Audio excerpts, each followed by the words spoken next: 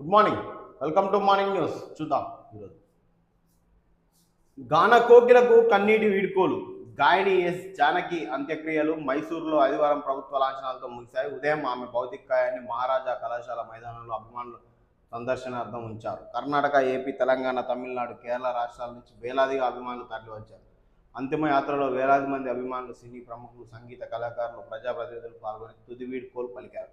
మైసూరు సమీపంలోని ఖనియా హుండీలో ఉన్న ఆమె ఫామ్ హౌస్లో అంతిమ సంస్కారాలు నిర్వహించారు. ఇక ఒక తరం అనేది వెళ్ళిపోతుంది చిన్న చిన్నగా. 6 హత్యల కిరాతకుడు ఎక్కడ? తండ్రితో మాట్లాడిందే లాస్ట్ కాల్, తర్వాత ఫోన్ స్విచ్ ఆఫ్. శనివారం ఉదయం తిమ్మాపూర్ రైల్వే స్టేషన్లో రాజ్ కుమార్ కారులో పెట్రోల్ ఖతం. రైలు పట్టాలపై కొద్దిసేపు నిలబడ్డ నిందితుడు చచ్చేందుకు ధైర్యం చాలక ఆత్మహత్యకు వెనుకడుగు. రోడ్డు మార్గంలో బెంగళూరు లేదా శ్రీశైలం వెళ్ళినట్టు అనుమానాలు. శ్రీశైలం బెంగళూరు హైవేలోని లాడ్జీలు, హోటల్స్, డాబాలను జల్లెడ పడుతున్న స్పెషల్ టీమ్స్. బెట్టింగ్ల కోసం 4 ఫోన్లు, 16 సిమ్ కార్డులు వాడినట్టు గుర్తింపు. హత్యలకు 2 రోజులకు రెక్కి నిర్వహించినట్టు వెల్లడి.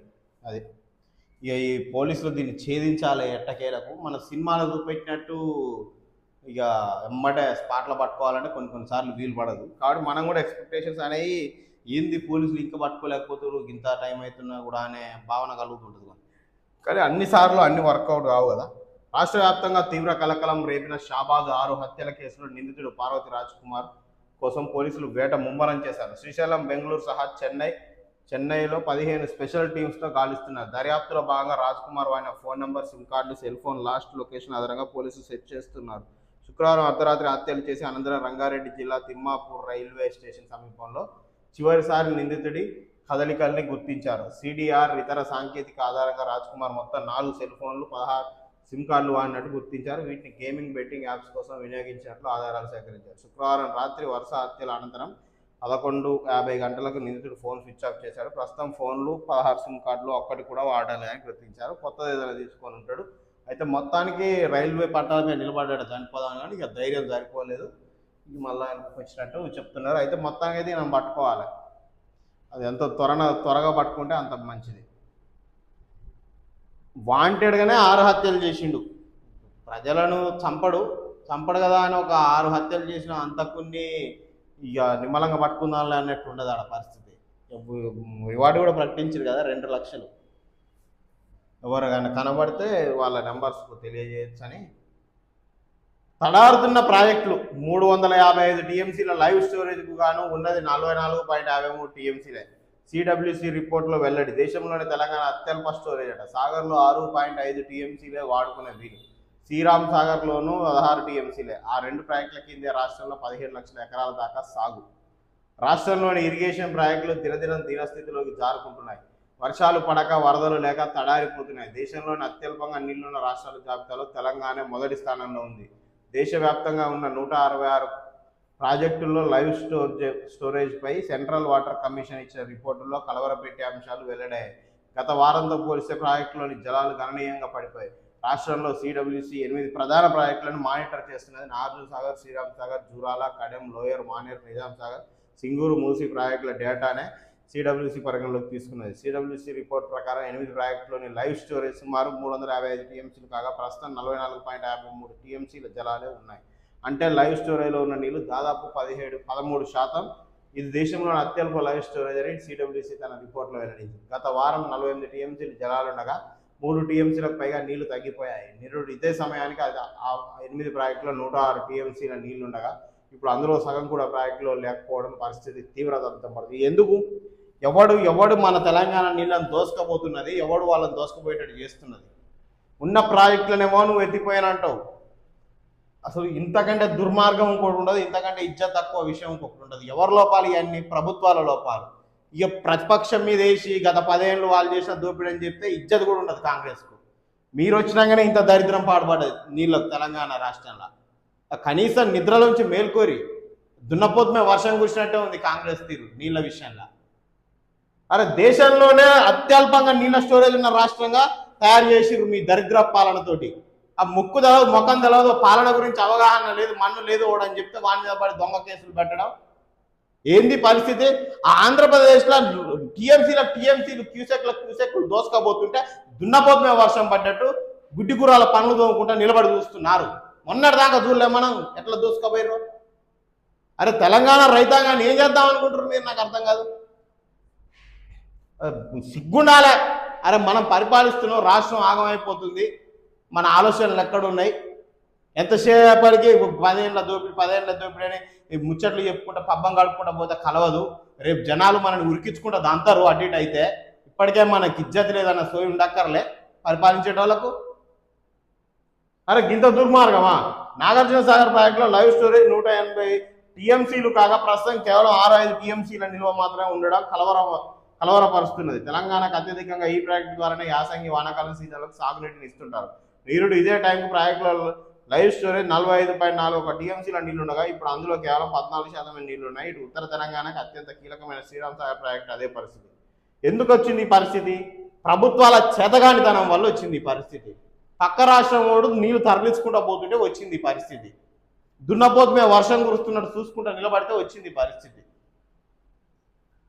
వరద రాకుంటే ఎట్లా? మన దగ్గర వర్షాలు లేకున్నా ఎగువ వర్షాలు పడుతుండడంతో వరద వస్తుందేమో అని ఆశ కొంచెం ఉండేది. కానీ ఇప్పుడు ప్రస్తుతం మహారాష్ట్రలో వరదలు తగ్గుముఖం పట్టాయి. ఈ వారం నుంచి ఎగువన కూడా వర్షాలు తక్కువే ఉంటాయని ఐఎండీ అంచనా వేసింది. ఇప్పుడిప్పుడే కృష్ణాలో వరద మొదలవుతున్న తరుణంలో వర్షాలు తగ్గిపోతుండడం ఇక్కడ ఆందోళన కలిగిస్తున్నాయి. ఈ నెలంతా వర్షాభావ పరిస్థితుల్లో ఉంటాయన్న అంచనాలతో వరదలు తక్కువే ఉంటాయన్న అంచనాకు అధికారులు వస్తున్నారు. అదే జరిగితే మన రాష్ట్రంలోని కీలక ప్రాజెక్టులు వరదలు రావని, ఇరిగేషన్కి అత్యంత గడ్డుకాలంగా మారుతుందని ఆందోళన వ్యక్తం చేస్తున్నారు. ఇది ఎందుకు? గత 2-3 నెలల నుంచి ఆంధ్రప్రదేశ్ ఎక్కువ టీఎంసీలను, ఎక్కువ క్యూసెక్లను వాళ్ళ పరిమితికి మించి మన తెలంగాణ భూభాగం నుంచి పోయే నీళ్లను వాళ్ళు ఒడిసి పట్టుకున్నారు. కాబట్టి ఇక్కడ శాతగాని దద్దమ్మలు నిలబడి దున్నపోతు మీద వర్షం కురుస్తున్నారు చూస్తున్నారు. కాబట్టి తీసుకుపోయారు నీళ్ళు. అందుకు ఇక్కడ లేదు స్టోరేజ్ లైవ్. ఎందుకు ప్రజలను మోసం చేస్తున్నారు మీరు? ఈ నీళ్ళ మీద అవగాహన ఎవరికి ఉంటుంది? ఏం కథ, ఎట్లా నడుస్తుంది, ఈ వరదలు ఎట్లా వస్తున్నాయి, వాటిని ఎట్లా ఆపాలా, ఎట్లా పోవాలనే పూర్తి అవగాహన ఎందుకు ఉంటుంది అందరికీ? ఈ రాజకీయ నాయకులు ఓట్లకు దొంగ నోట్లు పంచి రౌడీ షీటర్లు, లంగాలు, లఫూట్లంతా రాజకీయ నాయకులుగా చేరి పరిపాలిస్తుంటే పక్క రాష్ట్రం వాడు తెలికల్లోడు అయితే మనని ఏమంటారు వాళ్ళ మోసేది నీళ్ళు తాగే బ్యాచ్ ఇక్కడ ఉంటే నీళ్లు తరలించుకుంటూ పోతే ఇక్కడ స్టోరేజ్ తగ్గుతున్నాయి. ఇక ఎట్లాగో ప్రజలకు దీని మీద పూర్తి స్థాయి అవగాహన ఉండదు. ఎవరికి ఉంటుందండి ఇరిగేషన్ డిపార్ట్మెంట్ మీద అవగాహన? ఫర్ ఎగ్జాంపుల్ నా బ్యాక్గ్రౌండ్ వేరే, నాకు ఎట్లా ఉంటుంది దాని మీద అవగాహన? కామన్ ప్రజలకు ఎట్లా ఉంటుంది దాని మీద అవగాహన? ఇక నేను వచ్చి ప్రెస్ మీట్ పెట్టి వర్షాలు పడట్లేవు నేను అని ముచ్చట్లు చెప్తే అయిపోతుందా? కేవలం వర్షాధార స్టోరేజ్లు అయ్యి వర్షాలు పడితేనే నాగార్జున సాగర్లో నీళ్లు నిండుతాయా? ఈ టైంకు గతంలో బీభత్సమైన వర్షాలు పడి స్టోరేజ్ కలకల్లాడినాయి. ఆ ప్రాజెక్టు వర్షాల వల్ల ఆగిన నీళ్ళు అయ్యి ఏం మోసం చేస్తారా ప్రజలను? పుట్టగతులు ఉండవు మీకు చెప్తున్నా కదా. ఈ ప్రజల ఉసురు దాకిపోతారు ఈ రాజకీయ నాయకులు అంతా. ఎవడెవడైతే ఈ జల దోపిడీల పాపం పాలు పంచుకున్నారో ప్రజల ఉసురు దాగి, రైతుల ఉసురు దాగి పుట్టగతులు లేకుండా పోతారు మీరు. ఏం దోపిడీ అంటే ఆంధ్రప్రదేశ్ ఏమో తెలంగాణ భూభాగంలోంచి పోయే నీళ్లను వర్షి పట్టుకొని వాడు ఆపుకుంటాడు, రావాల్సిన దానికంటే ఎక్కువ గుంజుకుంటాడు. ఈడ శాతగాని దద్దమ్మలేమో బొమ్మ నిలబడి చూస్తారు నీళ్ళు పోతుంటే. తీరా అంతా ఎండిపోయినాక వర్షాలు పడట్లేవు, పైన వర్షాలు పడట్లేవు, వరద రావట్లేవు, ఈ దొంగ ముచ్చట్లు చెప్తారు. అరే 3 నెలల క్రితం మనం ఇదే పేపర్లో చదివినాం. రావాల్సిన టీఎంసీల కంటే క్యూసెక్ల కంటే ఎక్కువ ఆంధ్రప్రదేశ్కి వెళ్తున్నాయి తెలంగాణ నుండి అని చదివినాం. మరి మీ ఏమైనా మీ కళ్ళు కాకులు ఎత్తుకపోయినాయా? గుడ్డి గురాలు పనులు తోముకుంటా కూర్చుర్రా? అప్పుడేమో పోనిచ్చిర్రు, దోసుకున్నంతకాలం దోసుకొనిచ్చిర్రు. ఇక ఇప్పుడేమో ఎన్నినో ముచ్చట్లు చెప్తారు. అరే కన్నెపల్లి పంప్ హౌస్ నుంచి రోజుకు 2 టీఎంసీల నీళ్ళు ఎత్తిపోయొచ్చు అని అక్కడ ఆయన ముచ్చట చెప్తుంటేమో దాన్ని పట్టించుకోరు. మరి ఏం చేస్తావా? రైతాంగాన్ని ఎండబెడతావా? నేను గెలిపించిన పాపానికి, మీకు ప్రభుత్వం కట్టబెట్టిన పాపానికి రైతాంగాన్ని నాగం చేస్తారా? కనీసం రైతుల మీద గింత ఆలోచన లేదు. బిచ్చం పడేస్తారు. రైతు భరోసా, ఆ భరోసా, ఈ భరోసా అని ఈ పుణ్యానికి పథకాల బిచ్చం పడేస్తారు, బిచ్చగాళ్ళని చేస్తారు రాష్ట్ర ప్రజల్ని. ఈ శాతగాని దద్దమ్మల పరిపాలన వల్లనే రాష్ట్రాలు వెనకబడతాయి. ప్రతి ఒక్కడు డబ్బులుంటే వాడు ఎమ్మెల్యే, డబ్బులుంటే వాడు ఎంపీ. గిసాంటి లంగాగాళ్ళంతా కలిసిపోయి ప్రభుత్వాన్ని పరిపాలిస్తుంటే చదువుకున్న వాళ్ళేమో ఉద్యోగాల కోసం రోడ్ల మీద పోరాడాలి.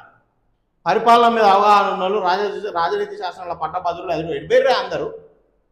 వాళ్ళకి ఇవ్వాలి అవకాశాలు. ఈ దద్దమ్మలకు కాదు, డబ్బులున్న వాళ్ళకి కాదు. ఇక ఈ రాష్ట్రంలో ఎలక్షన్ కమిషన్ అనేది ఒకటి ఉంటుంది. ఇక అది సినిమానే కాదు, ఉన్నా ఒకటే లేకున్నా ఒకటే. ప్రతి ఎలక్షన్స్లో డబ్బులు పంచుతారు. డబ్బులు పంచడం వల్లనే ఈ లంగాలంతా పోయి ఎమ్మెల్యేలు ఎంపీగా గెలిచి ప్రభుత్వాన్ని నాగం చేయడం, రాష్ట్రాలను నాగం చేయడం. అసలు ఆ డబ్బులు పంచకుండా ఒక్కరికైనా డిపాజిట్లు వస్తాయి మీ మొక్కలకు? ఈ దేశం ఈ ఎలక్షన్స్కు డబ్బులు పంచినన్ని రోజులు ఇగో ఇట్లా దరిద్రంలో పాల్పడాల్సిందే ఈ రాష్ట్రాలు, ఈ దేశాలు. ఒక్క ఎలక్షన్కు ఎలక్షన్ కమిషన్ చక్కగా పనిచేసి రూపాయి నోటు పంచకుండా ఎలక్షన్స్ జరిపేరు ఈ దేశంలో, ఈ రాష్ట్రంలో. ఎవడు గెలుస్తాడో తెలుస్తుంది. నిజాయితీ పరులు గెలుస్తారు అప్పుడు ఓట్లకు నోట్లు పంచకపోతే.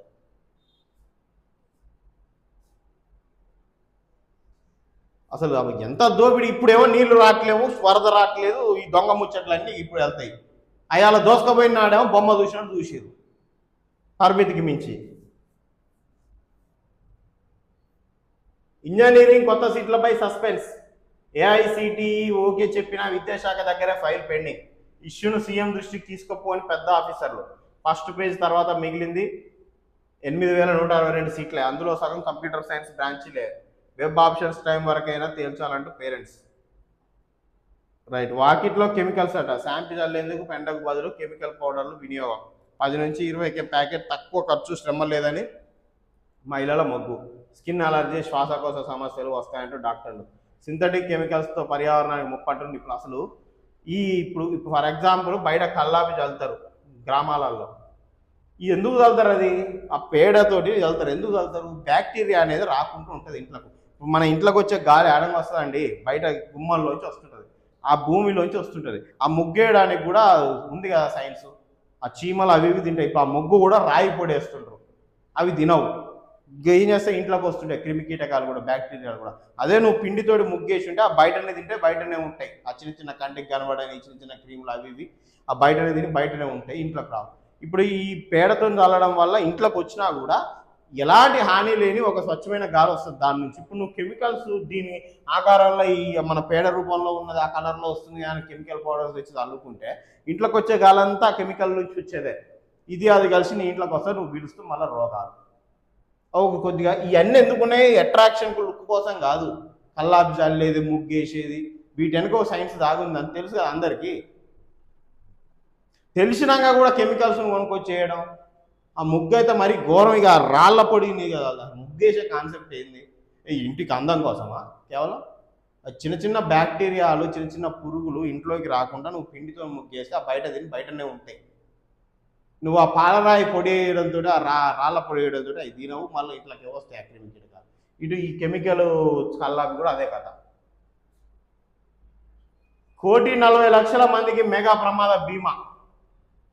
ఇందిరమ్మ కుటుంబ జీవిత బీమా, రైతు బీమా 2 అమలు చేయాలని సర్కార్ నిర్ణయం.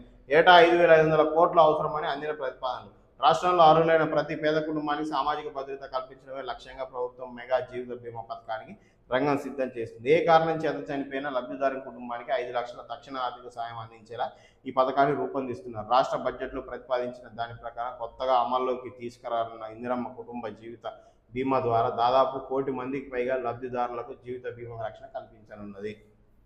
ఇక ఇప్పుడు ఇలాంటి వాటిని వ్యతిరేకిస్తేనేమో సంక్షేమ పథకాలు వ్యతిరేకిస్తున్నావా అని. ఇప్పుడు దీన్ని వ్యతిరేకించలేము. 1 కోటి మందికి పైగా లబ్ధిదారులు ఉన్నారు అంటే ఇప్పుడు ఇందిరమ్మ జీవిత బీమా ఎవరికి ఇస్తారండి? ఒక రేషన్కి ఇస్తారు.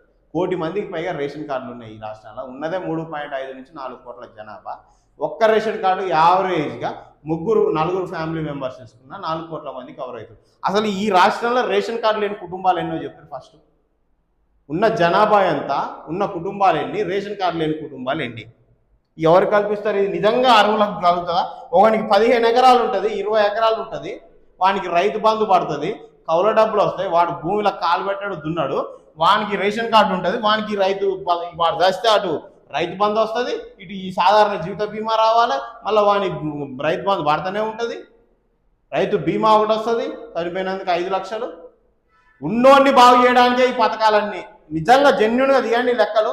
ఇంత అసలు 5,000 ఏది ఇక్కడ మనకు 5,500 కోట్లు అవసరం ఏటా ప్రీమియం కట్టాలి. ఎవరి సొమ్మది? అనర్హులకు కూడా కడుతున్నారు. అర్హులను తీరి అరే ప్రతి గ్రామంలో 3 నుంచి 4 గవర్నమెంట్ ఎంప్లాయీస్ ఉంటారు ఈజీగా. వాళ్ళంతా ఏం చేస్తారండి? గుడ్డిగురాల పనులు తోముతారా? వాళ్ళతో ఎంక్వైరీ చెప్పి అసలు రేషన్ కార్డులు ఎంతమందికి ఉన్నాయో, ఏ కుటుంబాలకు ఉన్నాయో ప్రభుత్వ ఉద్యోగి రేషన్ కార్డు ఉంటుంది, నెలకు 2-3 లక్షలు జీతం వచ్చేట ఆయనకు రేషన్ కార్డు ఉంటుంది, 20-30 ఎకరాలు ఉన్న ఆయనకు రేషన్ కార్డు ఉంటుంది.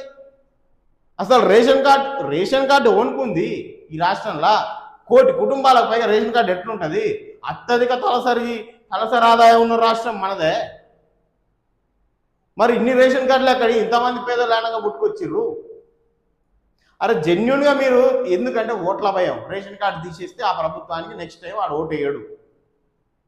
ఎంతమంది ప్రభుత్వ ఉద్యోగుల కుటుంబాలకు రేషన్ కార్డులు ఉన్నాయి ఈ రాష్ట్రంలో? ఆ చిత్తశుద్ధి లేదా ఈ ప్రభుత్వాలకు? ఓట్ల కోసం మీరు సర్వనాశనం చేస్తున్నారు రాష్ట్రాన్ని. అరే 1 కోటి మందికి పైగా ఈ దీంట్లోకి ఎందుకు వస్తారండి? 1 కోటి మంది కుటుంబాలకు పైగా ఈ దీనికి ఎందుకు వస్తాయి? ఈ పథకం కిందికి అలా నిజంగా జెన్యున్గా ఉన్న ఎవరైతే అర్హులు ఉన్నారో కనిపెడితే సగానికి సగం తగ్గుతారు. రేషన్ కార్డులు కూడా సగానికి సగం తగ్గుతాయి. వానికి నెలకు గవర్నమెంట్ జీతం వస్తుంది, లేకపోతే వాడు సాఫ్ట్వేర్లో 1 లక్ష, 2 లక్షలు, 3 లక్షలు జీతం తీసుకుంటాడు. మళ్ళీ వానికి ఒక రేషన్ కార్డు ఉండాలి, అన్ని పథకాలకు అర్హుడై ఉండాలి, ఆయన ఇంటికి 0 బిల్ అయి ఉంటుంది. ఇదేం చక్కదనం, ఇదేం రాష్ట్రం? ఇట్లా వేల కోట్ల రూపాయలు ప్రీమియంలు కట్టుకుంటా అనర్హులకు ప్రకటించుకుంటా పోతే ఇంకా రాష్ట్రం ఎన్నడూ బాగుపడాలా? ఏ ప్రభుత్వానికి చిత్తశుద్ధి ఉంటుంది? మరి వీళ్ళని ఏరి పారేసే చిత్తశుద్ధి? ఓట్ల కోసం ముమ్మరంగా చేస్తారు కదా ప్రయత్నాలు, మరి వీటి కోసం ఎందుకు చేయరు? అదే కేంద్ర ప్రభుత్వం, రాష్ట్ర ప్రభుత్వాలు ఎందుకు నీ నిర్ణయం తీసుకోవు? అసలు ఎంతమందికి జెన్యున్ రేషన్ కార్డులు ఉన్నాయనేది ఎందుకు ఎంక్వైరీ చేయరు మీరు? రేషన్ కార్డు ఉన్న ప్రతి కుటుంబం, ప్రభుత్వ ఉద్యోగికి అయితే రేషన్ కార్డు ఉండదు కదండి. ప్రభుత్వ ఉద్యోగి ఉండకూడదు కదా? తీసేయి, రేషన్ కార్డు ఉన్న వాళ్ళందరూ ప్రభుత్వ ఉద్యోగం తీసేయి. ఎవరెవరు ఉన్నారో తీసేస్తావా? ధైర్యం ఉందా నీకు? వాళ్ళకి రేషన్ కార్డు తీసే ధైర్యమే లేదు. ఇక ప్రభుత్వ ఉద్యోగం తీసేస్తావా? నెలకు 2-3 లక్షలు జీతం వచ్చేటువంటి రేషన్ కార్డు అవసరమా? ఇట్లా పక్కదారి పడుతుంటే, ఈ దోపిడీ జరుగుతుంటే, ఇట్లా వేల కోట్ల రూపాయలు ప్రీమియంల రూపంలో మీరు కట్టుకుంటా వాటి వెనక కమిషన్లు తినుకుంటా ఎవ్వని పబ్బం వాడు కడుతుంటే ఎన్నడే ఈ రాష్ట్ర అప్పు తీరేది? ఎన్నడీ రాష్ట్రాలు బాగుపడేది? ఎవ్వని స్వార్థం వాడే, ఎవ్వని దోపిడి వాడే. బలిసినోని దోపిడి వల్ల బలహీనుడి పైన భారం పడుతుంది. 100 ఎకరాలు, 20-30-40 ఎకరాలు ఉన్నవాడు ఒళ్ళు కాగలకుండా రైతు బీమాతోటి బిర్ర బతుకుతుంటే, పేదోడేమో కూలినాలు చేసుకుంటా ఈ భారాన్ని, పెరిగిన రేట్లన్నీ భరించాలనా? ప్రభుత్వం కళ్ళ గంతలు కట్టుకొని ఏమంటారు అట్లా చూసుకుంటా నిలబడుతుంది అన్నమాట. ఎంత దుర్మార్గంగా ఉన్నాయి రాష్ట్రాలు, వాటి పరిపాలనలు. ఇంత దుర్మార్గం అండి. ఒకసారి ఆలోచించాలి ప్రజలు, ఏ దిశ పోతున్నాం మనం అని. శవాల మీద పేలాలేరక తిన్నట్టే. ఓడన్న అర్హుడు ఒక పేదోని పథకాన్ని వీడు కూడా పొందుతుండు అంటే వాడు శవం మీద పేలాలేరక తింటున్నట్టే విలువ. ఓడో వచ్చి చెప్పాల్సిన అవసరం లేదు ఇంకా మనకు. నేను ఒక అనర్హుడిని అయి ఉండి వేరే అర్హుడికి రావాల్సిన దాన్ని నేను తింటున్నా అంటే నేను శవం మీద పేలాలేరక తింటున్నట్టే అర్థం. అది గుర్తుంచుకోవాలి మనం కూడా. ఇప్పుడు ప్రభుత్వం వచ్చి మనం ఐడెంటిఫై చేసి మన రేషన్ కార్డు తీసేయాలంటే సాధ్యపడట్లేదు. ఎందుకంటే వాళ్ళు అవినీతి పరులు. ఓట్ల కోసం వాళ్ళు రాష్ట్రాన్ని నమ్మేసే బతుకులాలే. మనకు సొంతంగా నిజాయితీగా ఒక క్యారెక్టర్ ఉండాలి కదా మనిషి అన్నోడికి. అరే నేను అర్హుడినా కాదా, నాకు నెలకు 4 లక్షలు జీతం వస్తుంది, మరి నాకు ఎందుకు రేషన్ కార్డు? కానీ వీడెట్లా ఆలోచిస్తాడు? వాడు తినట్లేడా? ఈ ఇంట్లోగా పెడుతుండా, వాడి ఇంట్లోగా పెడుతుండా? అవునరా నాయన, ప్రతి ఒక్కరు ఇంట్లోగానే పెడుతుర్రా, ఈ నీ ఇంట్లోగా కూడా వస్తున్నాయి. మనం కట్టే పన్నుల్లోంచే పెడుతుర్రు. ఇంకా ప్రభుత్వం ఏం మిషన్లు ప్రింటింగ్ చేసుకొని వాని భూములు అమ్ముకొని వచ్చి పెట్టట్లేడు మనకు. ప్రతి ఒక్కరు ఇంట్లోగా కట్టే పావుల నుంచే వస్తుంది ఆ పథకం. నువ్వు దొంగదారిన అర్హుని కాకుండా తినే ఆ పథకం ప్రతి ఒక్కరి ఇంట్లో నుంచి తీసే పావుల నుంచే వస్తుంది. అది అర్థం చేసుకోవాలి. శవాల మీద పేలాలు వెనక తింటున్నట్టే అర్థం. అది స్వతంత్రంగా మీకు అర్హత లేకున్నా, మీరు అనర్హులైనా కూడా పందికొక్కులు లెక్క ఆ పథకాన్ని తింటే, ఈ అవినీతి రాజకీయ నాయకులను బేస్ చేసుకుని వాడు తినట్లేడా, నేను తింటేనే వచ్చిందా అని ఆలోచిస్తే ఓడేం చేయలేడు. ఇక వాడు దరిద్రుడు, వాడు ఏమంటారు దగులు బాధ్య, నేను కూడా అట్టనే అవుతా అంటే దానికి ఓడేం చేస్తాడు? ఓడేం చేయలేడు.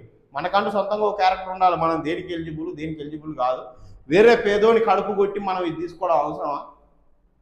ఇప్పుడు ఇట్లా అనర్హులు ఈ పథకాలలోకి రావడం వల్ల కట్టే ప్రీమియాలు పెరుగుతున్నాయి, ప్రభుత్వం కాడ ఖర్చు పెరుగుతుంది, వాడి అభివృద్ధి ఆగిపోతుంది, భారం పెడుతుంది ప్రజల మీద.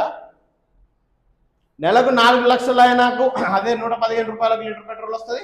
రోజు కూలీకి పోయేటోనికి అదే 115 రూపాయలకు పెట్రోల్ వస్తుంది. ఇక్కడ రేటు పెరిగితే ఇద్దరు సమానంగా భరించాలి. వాని ఆదాయం డబల్ త్రిబుల్ ఉంటుంది. మళ్ళీ వీనికి ఉన్న రేషన్ కార్డే వానికి ఉంటుంది. ఇది ఎక్కడ న్యాయం? ఆ ప్రభుత్వాలు నిద్రపోతున్నాయా? వీటి మీద ఆలోచించాలి.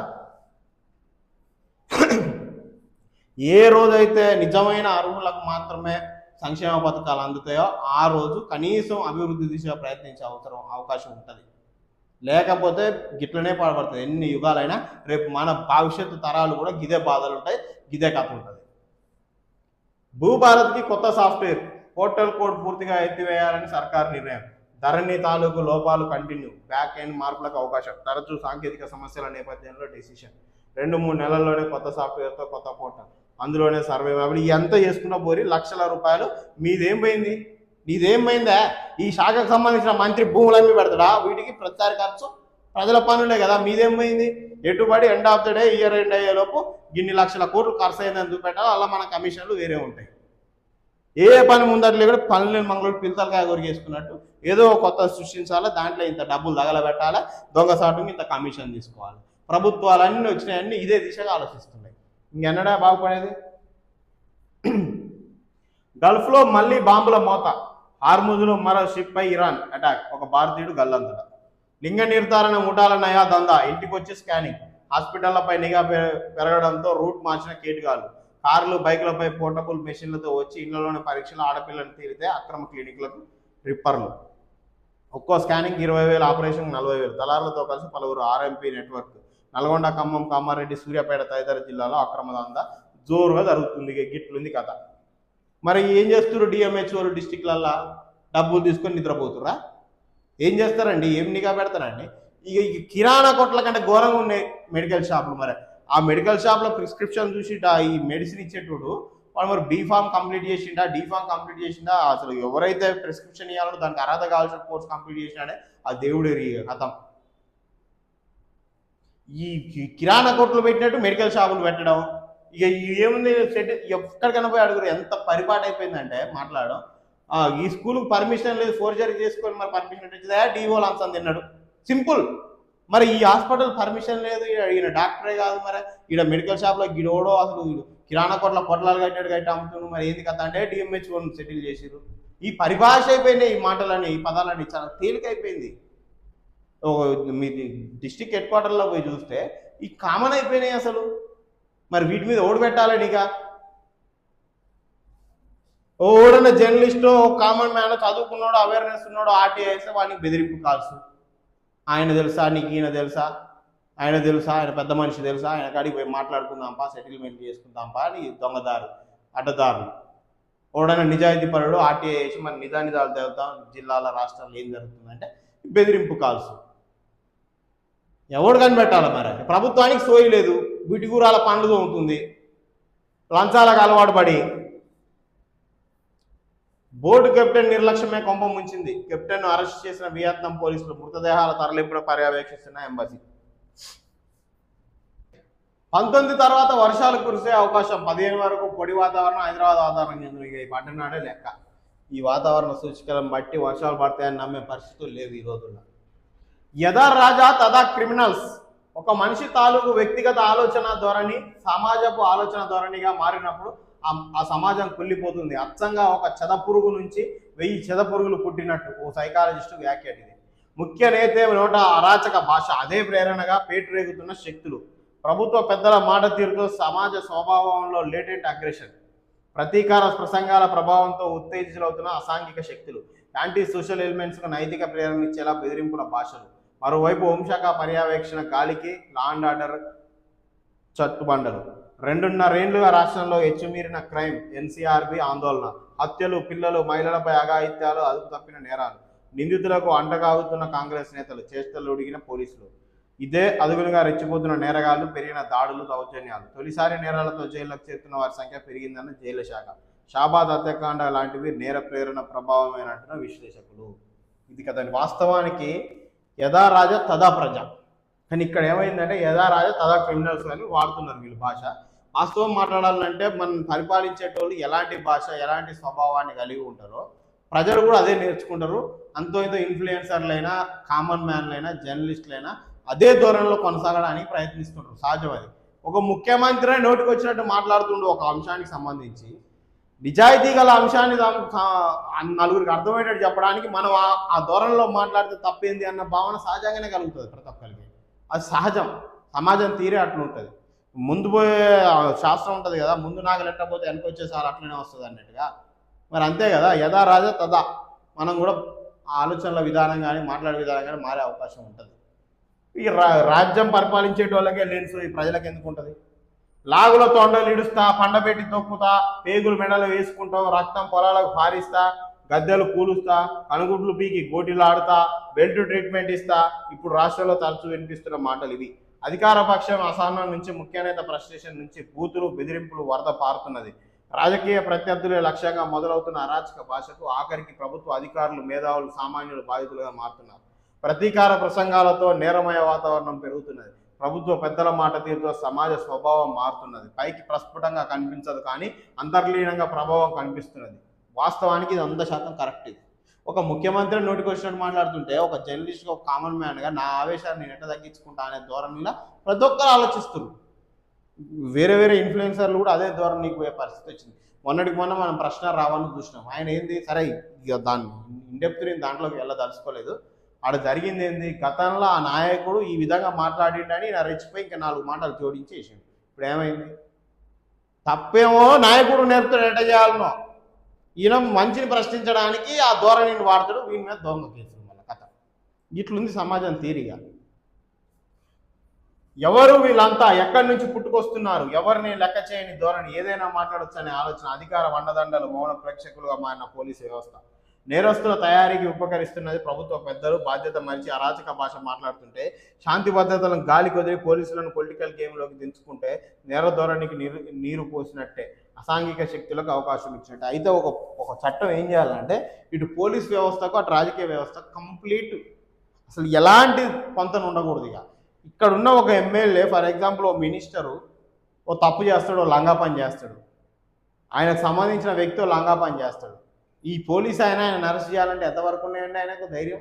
ఎందుకంటే ఈ క్షణం ఈయన యాంటీగా తయారైతే నెక్స్ట్ ఈయన ఫైల్ మీద సంతకం ఈయనే పెట్టాలి.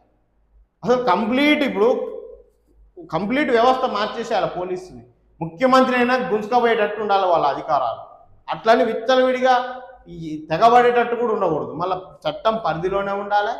వీళ్ళకి ఎలాంటి సంబంధం ఉండకూడదు. అది సపరేట్ బాడీ అయి ఉండాలి. అప్పుడు ఈ రాజకీయ నాయకులు ఇష్టం వచ్చినట్టు మాట్లాడినా కూడా కేసులు పెట్టి అరెస్ట్ చేసే పట్ల ఆ స్వేచ్ఛ వాళ్ళకు ఉంటుంది. వీళ్ళ ఫైల్ మీద ఈయన సంతకం పెట్టాలి. ఈయన ఎటు నుంచి ఎటు మూవ్ కావాలన్నా, ఈయన ప్రమోషన్ అడ్డు కావాలన్నా, ఈయన చేతిలో రిమోట్ ఉన్నంత కాలం ఆయనకు ఎందుకు యాంటీగా ఉంటాడు? ఆయన తప్పు చేస్తే ఈయన పోయి ఎందుకు ప్రశ్నిస్తాడు? అధికారంలో ఉన్నప్పుడు చేయడు కదా. ఈయన మూమెంట్ అంతా ఈయన చేతిలో ఉన్నప్పుడు ఈయన ఎందుకు సీరియస్గా తీసుకుంటాడు? అదే ఓ కామన్ మ్యాన్ ఉన్నాడు, ఆయనతోటి ఈయనకి ఎలాంటి ఇబ్బంది ఉండదు కాబట్టి ఏదైనా చర్యలు తీసుకుంటాడు, ఎంత దూరం అయినా పోతాడు. అదే ఓ రాజకీయ నాయకుడికి అడిగి పోవాలంటే పోలీసు వాళ్ళు అంత ధైర్యంగా పోతున్నారా? వాడు లంగ పని చేయని, దొంగ పని చేయని, వాడు కాదు వాడి కుటుంబ సభ్యులు, వాడి దోస్తులు, వాడికి ముఖం తెలిసిన వాడు ఒప్పు కూడా తప్పు చేసినా కూడా పోలీసులు ఆలోచించే పరిస్థితి ఉంది ఈ రోజుల్లో. ఎందుకంటే నెక్స్ట్ మినిట్ ఈయన ఫైల్ ఈయన చేతిలో ఉంటుంది కాబట్టి. ఇట్లా ఈ లింకప్ ఉన్నంత కాలం పోలీసులు ఎందుకు స్వేచ్ఛగా పనిచేయగలుగుతారు? రాజకీయ నాయకులకు చట్టాలలో విపరీతమైన లొసుగులు ఉన్నాయి. వీటన్నిటిని సవరించుకుంటే కరెక్ట్గా ఉంటుంది వ్యవస్థ అనేది. ఈయన ఇష్టం వచ్చిన నోటికి మాట్లాడుతుంటే ప్రజలు ఎందుకు ఆలోచించారు అట్లా మాట్లాడొద్దని? ఓ ముఖ్యమంత్రి లాగుల తొండలు ఇడుస్తా అన్నప్పుడు ఓ కామన్ మ్యాన్ ఎందుకు అనకూడదు అనే పరిస్థితికి వస్తుంది రాష్ట్రం ఆటోమేటిక్గా. కాబట్టి పరిపాలించేటైన భాష ఎట్లుంటుందో ప్రజల తీరు కూడా అట్లా ఉండే అవకాశం ఉంటుంది. ఆ సోయి వాళ్ళకు ఉండాలి. మరి వాళ్ళకు లేకుండా నా చేతిలో అధికారం ఉంది, నన్ను ఎవ్వడేమనలేడు, ఎవడన్నా ప్రశ్నిస్తే వాడిని లోపడేస్తా, ఏ జర్నలిస్ట్ అన్న విమర్శిస్తే వాడిని జైలు వేస్తా, కథం. ఇంకేంది? నేను నాపేదో ఒకటి ఈ రాష్ట్రంలో, ఈ దేశంలో మీ చేతిలో అధికారం ఉన్నప్పుడు నచ్చింది చేసుకుంటారు కదా. కాబట్టి ఇక్కడ గుర్తుంచుకోవాల్సింది ఏంటంటే, అధికారం ఎప్పుడు మన చేతుల్లోనే ఉండదు. ఓడలు బండ్లు అయితే, బండ్లు ఓడలు అయితే. ఓ కామన్ మ్యానే రేపు ముఖ్యమంత్రి కావచ్చు, ఎవరి ఊహల్లో లేని వ్యక్తే ఓ ముఖ్యమంత్రి కావచ్చు, చెప్పలేం కదా. అట్లా ఇవాళ కాకపోతే రేపు కాకపోతే ఇంకో 10 ఏళ్ళకి 20 ఏళ్ళకైనా అవకాశం వస్తుంది. ఎవరికైనా చేసిన పాపం మండే రోజు కూడా వస్తుంది కదా. రైతు కోసం రక్తం ఇస్తాం, మీరు పొలాలకు నీళ్ళు ఇస్తామంటే మేము సిద్ధమే. కేటీఆర్ తెలంగాణ బిడ్డల రక్తంతో కాంగ్రెస్ చేతులు తడిసినాయి. ఆ పార్టీ 60 ఏళ్ళుగా పీడించి తెలంగాణ ప్రజల రక్తం తాగింది. ఇంకా ఎంత రక్తం కావాలి? నీళ్లు అడిగితే కన్నీళ్లు ఇస్తారా? కాంగ్రెస్ సర్కార్పై కేటీఆర్ పై. నీళ్లు అడిగితే రక్తం కోరుతావా? రేవంత్. మాజీ మంత్రి హరీష్ రావు. ముఖ్యమంత్రిది రాక్షస మనస్తత్వం. మాజీ మంత్రి జయేష్ రెడ్డి. మేమే కన్నెపల్లి మోటార్లు ఆన్ చేస్తాం. మాజీ మంత్రి వేముల. రేవంత్ రక్తదాహానికి రక్తదానం. సీఎం వ్యాఖ్యలపై బీఆర్ఎస్ నిరసన. నేడు తెలంగాణ భవన్లో రక్తదాన శిబిరం. బీఆర్ఎస్ ఆధ్వర్యంలో నిర్వహణ గెల్లు. ఎన్డీఏ రిపోర్ట్ చూపించి తప్పుదోవ పట్టించొద్దు, కాళేశ్వరం బరాజుల పునరుద్ధరణలో కాంగ్రెస్ సర్కార్ విఫలం. ఎన్డీఎస్ఏ సూచనలు సకాలంలో పాటించలేదు. రేవంత్ ప్రభుత్వ చర్యలతో 200 టీఎంసీల గోదావరి నీళ్లు కోల్పోయిన తెలంగాణ బీజేపీ రాష్ట్ర అధ్యక్షుడు రామచంద్రరావు లేఖ. ఈ 200 టీఎంసీలు మరి ఇందాక మనం చూసినాం, ఏది మొత్తం దేశంలోనే అత్యల్పంగా వాటర్ స్టోరేజ్ ఉన్న రాష్ట్రంలో మొదటి స్థానంలో తెలంగాణ ఉంది ప్రస్తుతానికి. ఈ 200 టీఎంసీల గోదావరి నీళ్లు పక్క రాష్ట్రం దోసుకపోతుంటే బొమ్మ చూసినట్టు చూసింది ఈ రాష్ట్ర ప్రభుత్వం కాదా? మళ్ళీ వరదలు రాలేదు, వానలు రాలేదు, వెళ్ళిన వాళ్ళు ముచ్చట్లు చెప్తారు, ఉన్న నీళ్ళని దొంగదారిన మళ్లించి. సలహా ఇస్తే జైల్లో వేస్తారా? సీఎం మాటలు ఆయన విజ్ఞతకి వదిలేస్తున్నాం. గతంలో కేసీఆర్ ప్రభుత్వానికి సూచనలు ఇచ్చాం, ఆయన ఒక్క మాట అనలే, ఇట్లా బెదిరించలే. రిటైర్డ్ ఇంజనీర్లను పిలిచి మరీ మాట్లాడారు. విశ్రాంత ఇంజనీర్ శ్యామ్ ప్రసాద్ రెడ్డి వెల్లడి. రేవంత్ జైలు వ్యాఖ్యలపై కన్నీడు పర్యంతం, అది కథ. ఇప్పుడు రిటైర్డ్ అయిన వాళ్ళకి అనుభవం ఉంది, ఓ నలుగురు కలిసి దీని మీద వివరణ ఇచ్చారు. నువ్వేం చేయాలి? చిత్తశుద్ధున్న ముఖ్యమంత్రివి పిలిపియాలి, ఏందా వాస్తవాలు ఏంది, ఏం జరిగిందని మాట్లాడి ప్రజలకు అర్థమయ్యేటట్టు చెప్తే ఎంత హుందాగా ఉండేది, ఎంత గౌరవం పెరిగేది. ఎవడన్నా మనకి నచ్చని విషయాన్ని రిపోర్ట్ ఇచ్చిర్రంటే వాడిని తిట్టడమేనా? ఏం ప్రభుత్వాలు, ఏం పాలకులు, ఏది ఎటుపోతుంది వ్యవస్థ? ఇంత దుర్మార్గంగా రోజు రోజు తయారైతే ఏంది పరిస్థితి? ఖచ్చితంగా ఈ రాజకీయ విధానంలో ఖచ్చితంగా చట్టాలు మారాలి. ఎవ్వడు పడితే వాడు డబ్బులున్నోడు, లంగలు, దొంగలు అందరూ ఎలక్షన్స్లలో నిలబడితే ఇదే పరిస్థితి ఉంటుంది. ఖచ్చితంగా ఒక 20-30 ఏళ్ళ వరకు కఠినమైన చట్టాలు తీసుకురావాలి. రాజ్య పరిపాలన మీద అవగాహన ఉన్నోళ్ళే వాళ్ళకు ఎంట్రన్స్ టెస్ట్ ఇంటర్వ్యూలో బరాబర్ పెట్టాలి. అలా క్వాలిఫై అయిన ఎలక్షన్స్లో నిలబెట్టే విధంగా చట్టాలు రావాలా. కనీసం ఒక 20 ఏళ్ళని అట్లా పరిపాలన అయితే ప్రభుత్వం, దేశాలు, ఈ రాష్ట్రాలు అంత ఇంత గాన్యపడే పరిస్థితి ఉంటుంది. ఎవ్వడు పడితే వాడు ఓట్లకు నోట్లు వంచి రాజ్యంలోకి వస్తే గిద్దే కథ ఉంటుంది. ఖచ్చితంగా చట్ట సవరణ జరగాలి ఈ విషయంలో. దద్దరిల్లిన పశ్చిమాసియా, తీవ్రమవుతున్న యుద్ధం, ఇరాన్పై అమెరికా దాడులు, ప్రతిగా గల్ఫ్ దేశాల్లోని అమెరికా బేస్లపై విరుచుకుపడ్డ టెహరాన్. సర్కార్పై నిరుద్యోగుల రణబేరి. 15 ఇందిరా పార్క్ వద్ద మహాధారణ. లక్షలాదిగా తరలి రావాలని నిరుద్యోగ చేసి పిలుపు. 20,000 పోలీసు ఉద్యోగాలు ఇవ్వాలని డిమాండ్. వయోపరిమితి పెంపు, జియో 46 రద్దుకు పోరాటం. ఈ జియో 46 కొన్ని వందల వేల మంది కుటుంబాలల్లో మన్నుగొట్టింది. ఈ జియో నెంబర్ 46 ఈ ప్రభుత్వం ఏం చెప్పింది, అది రద్దు చేస్తా అని చెప్పింది. ఇప్పుడు 3 ఏళ్ళు అయింది వీళ్ళు వచ్చి.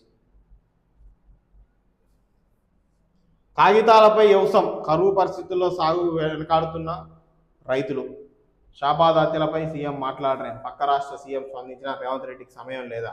పోక్సో నిందితులపై ప్రేమెందుకు? హోంమంత్రిగా ఉన్న ముఖ్యమంత్రి ఈ దారుణాలకు బాధ్యత వహించాలి. మాజీ మంత్రి సవితారెడ్డి ధ్వజం, బాధిత కుటుంబానికి పరామర్శ.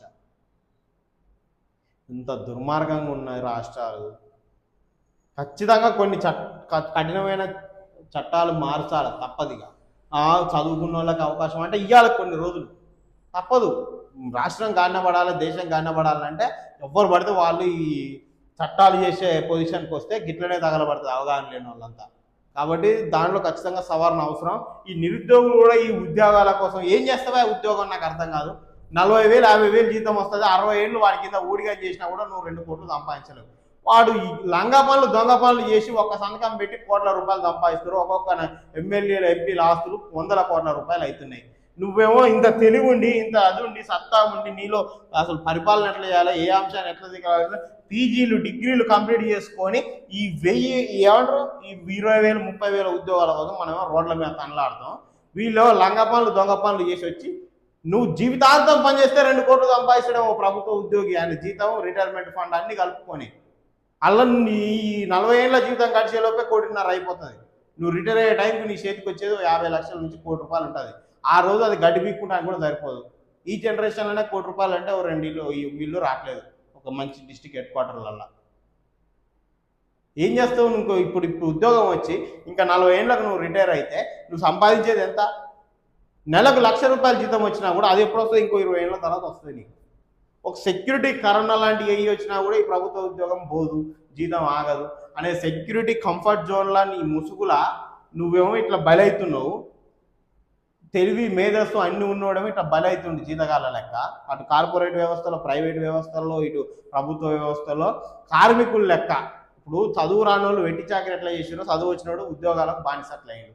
ఈ లంగలు దొంగలు లఫంగులు అంతా ఏంది, దందాలు గిందాలు చేసి కోట్ల రూపాయలు సంపాదించి ఓట్లకు నోట్లు పంచి చట్టసభలలోకి వచ్చి ఐఏఎస్ను లంగాగాడు దిశానిర్దేశం చేస్తాడు. ఇక వీనికి ఐఏఎస్ ఫుల్ ఫామ్ తెలియదు, కలెక్టర్ స్పెల్లింగ్ రాదు, అసలు పరిపాలన విభాగం ఎట్లుంటుందో తెలియదు, ముక్కు తెలియదు, ముఖం తెలియదు, వచ్చి ఎమ్మెల్యే కూర్చొని ఆయనకు డైరెక్షన్లు ఇస్తుంటాడు. ఇక వ్యవస్థ గిట్లుంటే ఎట్లొస్తుందే మార్పులు నాకు అర్థం కాదు.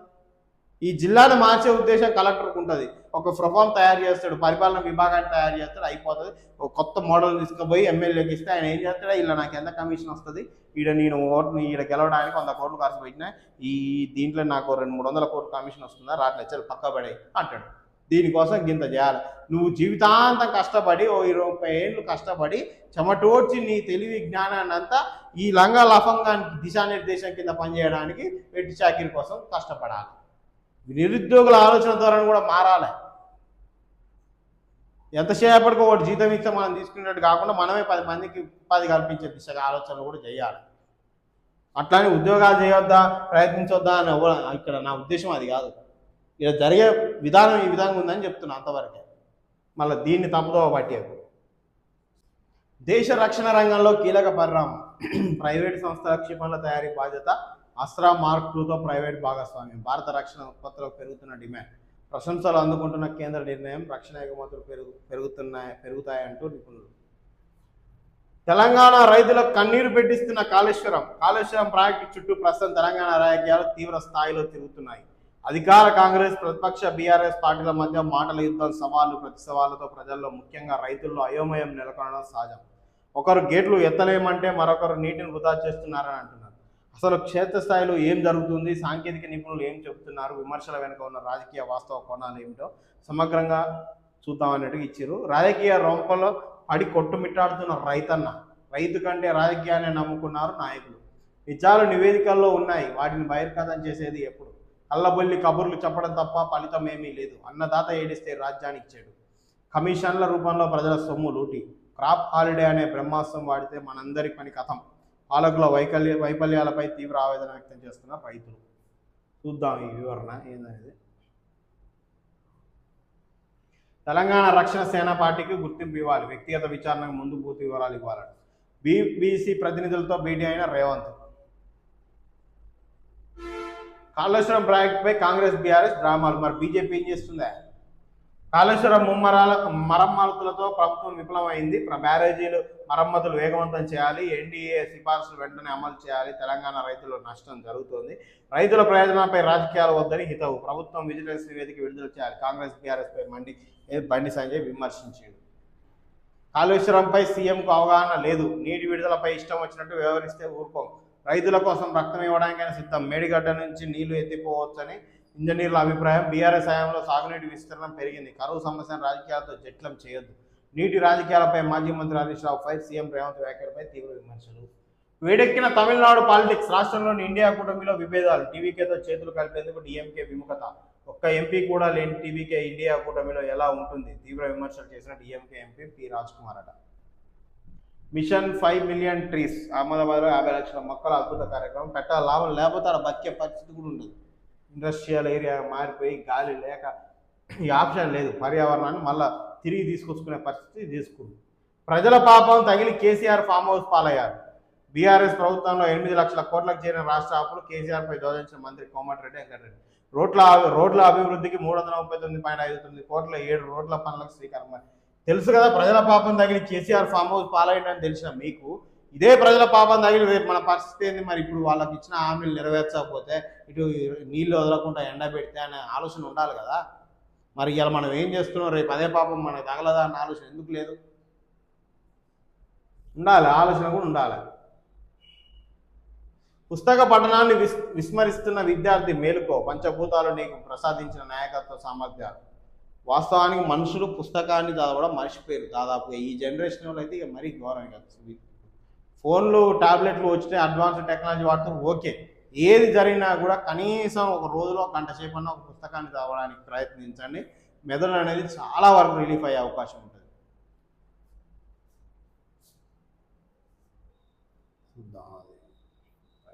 आज की बातें हो